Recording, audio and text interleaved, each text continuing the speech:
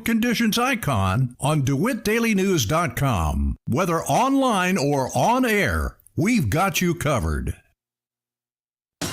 Your friend in Central Illinois.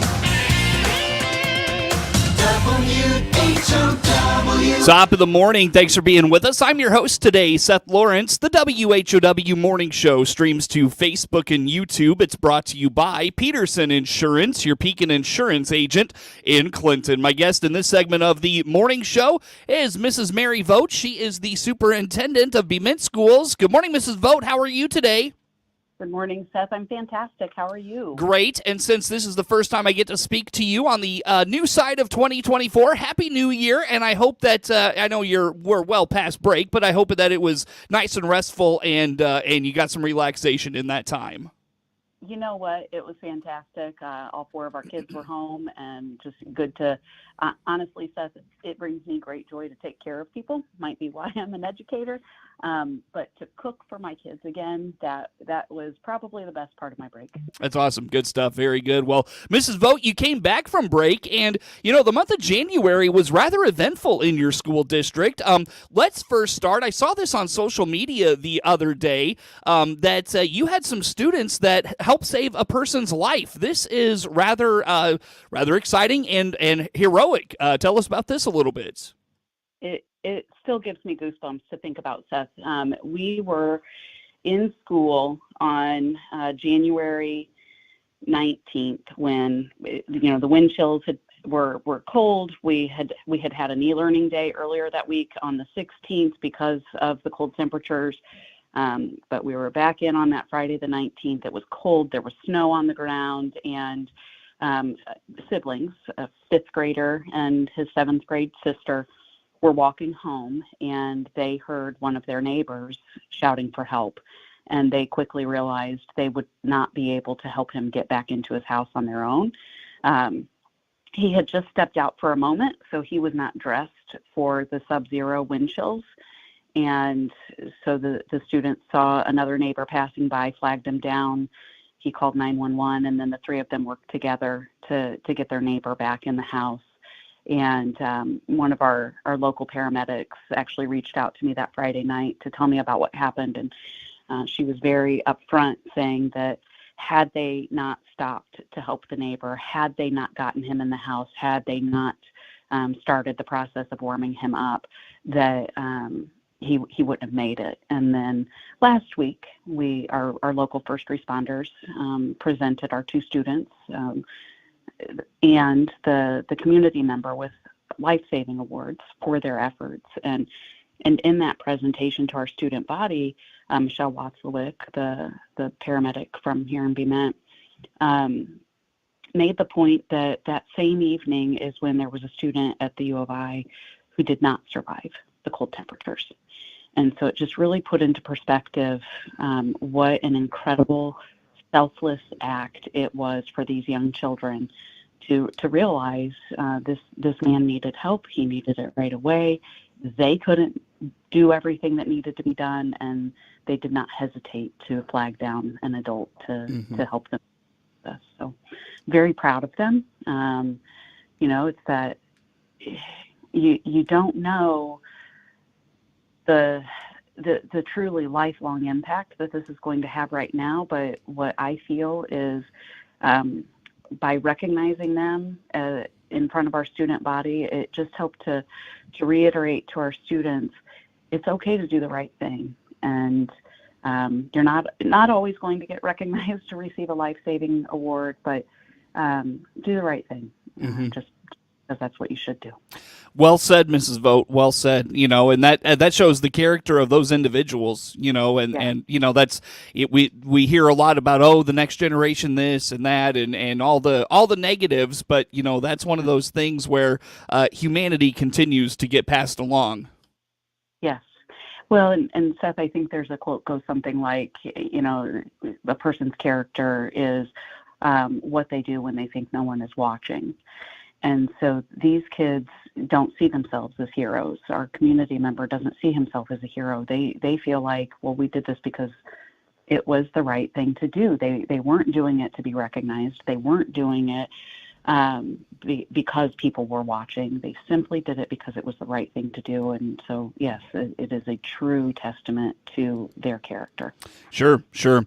Well, very good stuff there, Mrs. Vogt, and thank you for sharing that with us here this morning. And so let's transition then. Again, our guest on the phone today, Mrs. Mary Vogt, is the superintendent of Bement Schools, and the impact that the cold had on your school buildings, Mrs. Vogt, because some districts are fortunate to have new facilities where a lot of times these bitter cold temperatures aren't going to impact too much of their indoor operations, but some districts are not so fortunate to have those nice new facilities, and unfortunately, Bement not one of those. So, how about the impact of the cold, Mrs. Vogt? Well, first of all, I would like to give a huge shout out to my maintenance and custodial crew, because if you've not been to the Bement School District, our elementary school, middle school, and high school are all under one roof. The elementary school portion was built in 1899. The high school portion was built in the 1920s. And then the middle school connecting the elementary and high school was built in the 1950s. So when I have people talking about their old 20-year-old buildings, it really makes me chuckle. You really don't know what old is with my 120-year-old building. But in our high school building, we have what we call the small gym. It was I'm not going to say the original gym to the district. The original gym to the district was the top floor of my 1899 building. But the original gym, when the high school portion was built, we call our small gym. And during those bitterly cold days, the boiler kicks on and off periodically, and we think, from what we've been able to observe, we think that one of the elbows in the piping froze. It's at the corner of the building on the east side. And then when the boiler kicked back on, it literally blew the pipe apart there. Oh, wow. Elbow. Holy cow. So we have an original plaster ceiling and then a dropped tile ceiling in that small gym. And we first noticed that there was water leaking in there on January 24th. Thought that it was, just a roof leak, typical roof leak after having the ice, the snow, and then we were getting inundated with rain by that point. But then noticed that when the boiler kicked off, there wasn't leaking. So that became suspicious. So we had already called a roofing company, but then also called another local company that helps us out with our boiler system, and they're the ones who discovered that the pipe had broken. So for probably about a week, we figure, every time the boiler kicked on, steam was being released into the attic of that small gym. And it took that much time for the steam to saturate that original plaster ceiling to then go to the dropped tile ceiling to then start leaking. So we're having to do quite a bit of mitigation and just to make sure that we get everything cleaned up and replaced to keep our kids and staff safe and make sure it's done correctly. Mm-hmm.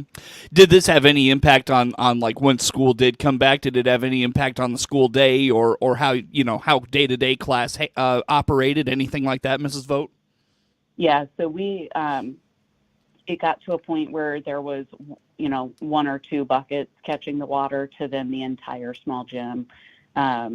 There was water leaking, so we have our elementary PE classes in there when they can't go outside. We also have our elementary lunch recess in there when they can't go outside, so we had to relocate those classes. So yeah, now met with a contractor this morning and just starting that process of what's next so that we can get all of that damage cleaned up and repaired. Sure.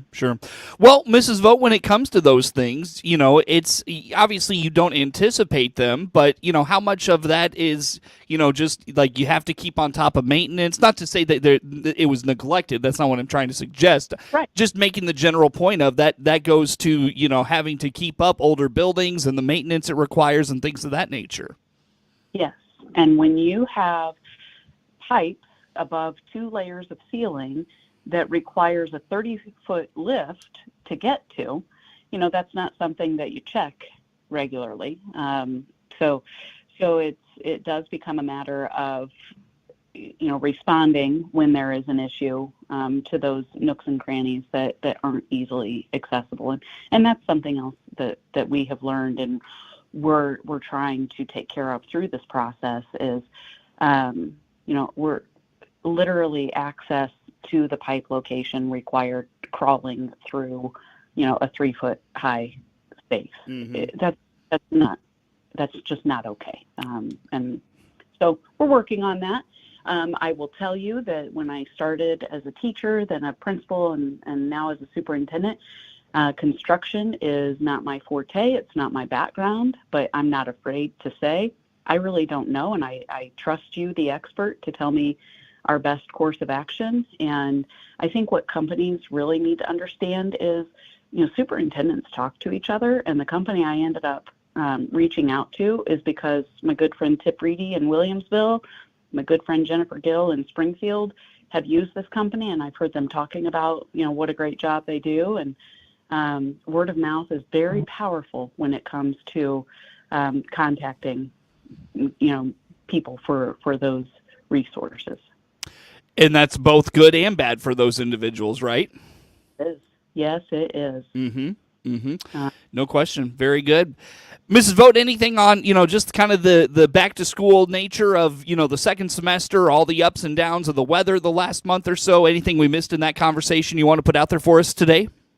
Mainly, I just really, again, I've shouted out my maintenance and custodial staff. I need to give a shout out to my teachers and administrators, because when we went home for the long weekend in January, Martin Luther King weekend, we knew that the chance of the weather being dicey in the next couple of weeks was great. And my staff made sure that students were prepared before they went home for that long weekend. And I was able to make the call, make the decision that we would have e-learning days, and trust that my students were not having their educational process completely disrupted. Mm-hmm. There's nothing that replaces being in the classroom with the teacher. But they were still able to move forward in their education. The staff is just so great about making sure the students and the parents have what they need. If somebody doesn't have internet access, that's okay. The teacher works with them when they come back. And just the support from the administrators, making sure that they provide that communication to the teachers as well. So I feel extremely fortunate. Our bus company we contract, Birch Bus Company. When I'm out at 5 a.m. driving the roads, so's Kirk Birch. And, just really making sure that we're keeping our students and staff safe. And like I said, hopefully not disrupting the educational process too much. That is Mrs. Mary Vogt, Superintendent of Bement Schools. My guest on the phone, Mrs. Vogt, will break here, come back with some more on the WHOW Morning Show. WHOW.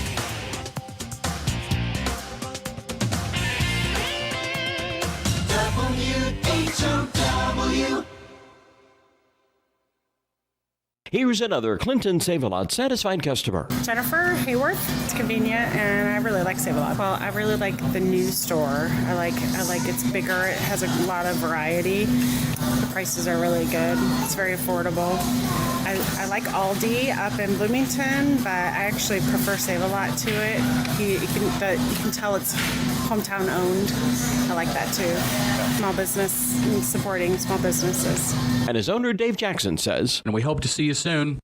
Do you suffer from conditions such as rheumatoid or psoriatic arthritis, lupus, or gout, or any other number of rheumatic conditions? Gibson Area Hospital Rheumatology Clinic and Dr. Sohail Farshad can help provide targeted and comprehensive care for patients with joint, muscle, and complex connective tissue diseases. Now serving DeWitt County at the Warner Specialty Clinic in Clinton, Dr. Farshad is dedicated to diagnosing and improving the lives of patients affected by rheumatic conditions. Schedule your appointment today in Clinton by calling 217-784-2806.